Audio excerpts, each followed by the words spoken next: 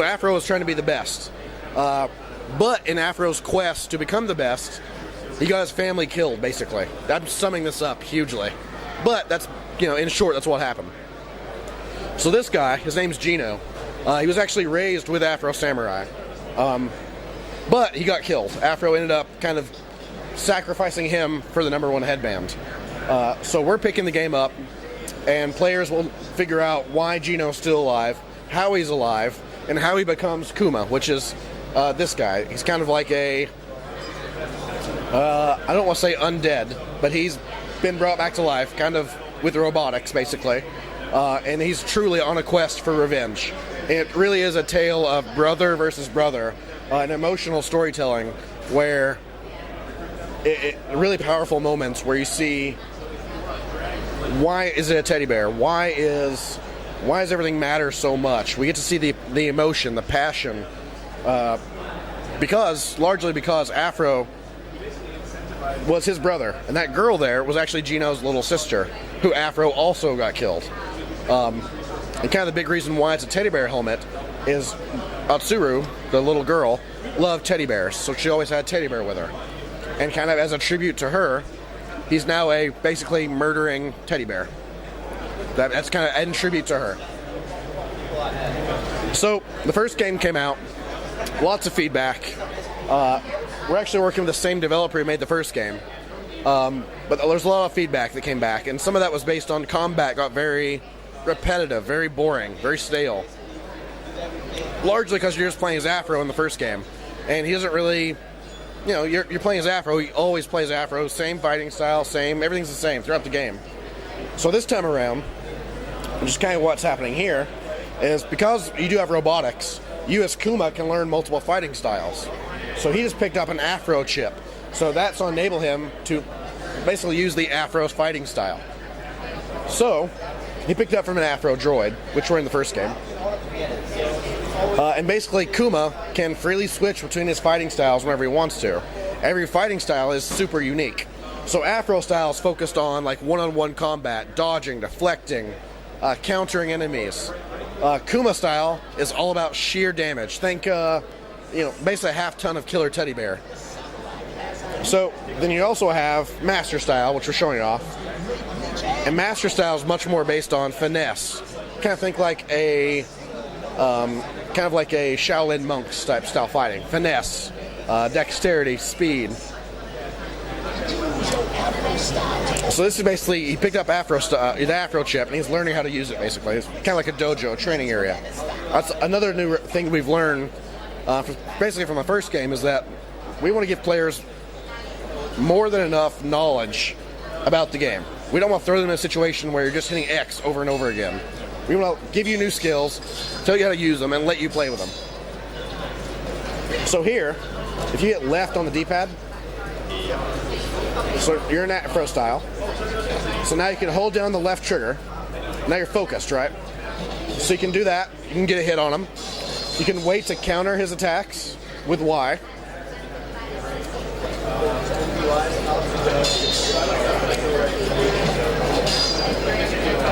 He will attack you. I will promise.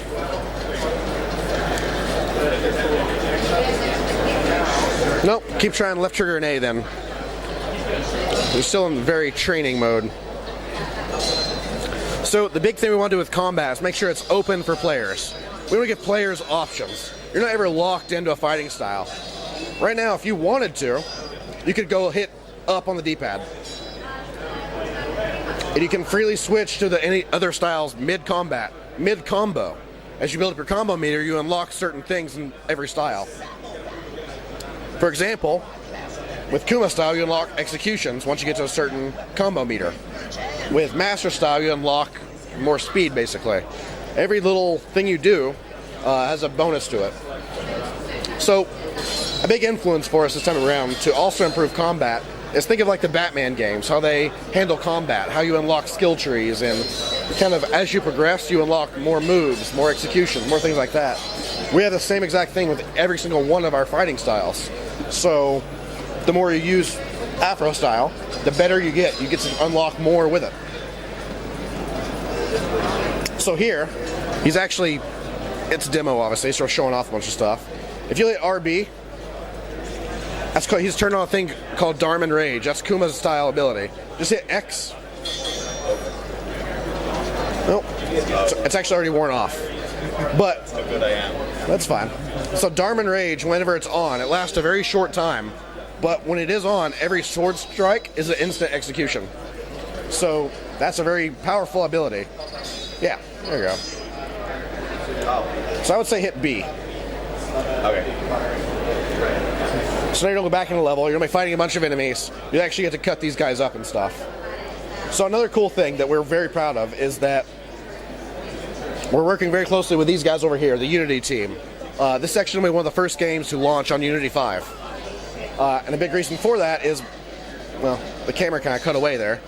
A big reason for that is all of our dynamic dismemberment.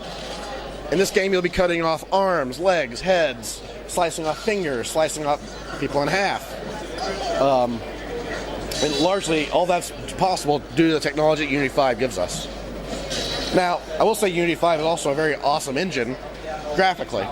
However, we're staying true to our manga, our comic book inspired art. So you'll see lines on characters. You'll see things that look a little kind of more comic book-ish. And that's all because we want to stay our style. But can't say enough things about Unity. They've been a great team to work with. So the other awesome thing is that this is actually going to be an episodic game. So similar to how Telltale does their games, we're going to have Volume 1, Volume 2, Volume 3, and that's all about storytelling and keeping the story going, adding in more content, allowing us to react to feedback quicker. We don't have to wait for a full, 20-hour game. We can release Volume 1, see what fans like, see what fans don't like, and improve that for Volume 2. And how much time will each volume take? Depends on the player. We're aiming for the average person to take 5 hours, give or take. If you run through it could be 3 hours. If you take your time, it could be 7 hours. We're aiming 5-ish. And how many episodes? We've announced. I don't think we've announced yet. Right now we have Volume 1, but there will be more, obviously. Almost a scoop. You nearly got one. So, I told you a little bit earlier about having skill trees. I will show you kind of a very work-in-progress skill tree. If you'll hit select real quick. Work in progress still, obviously. But just pick whichever one and hit A. So right now, everything's already unlocked. But the idea is that the more you use a style, the more experience you earn.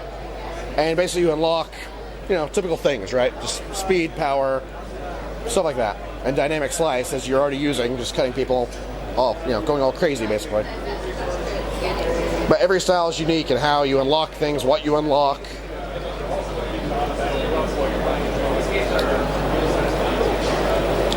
And that's pretty much it.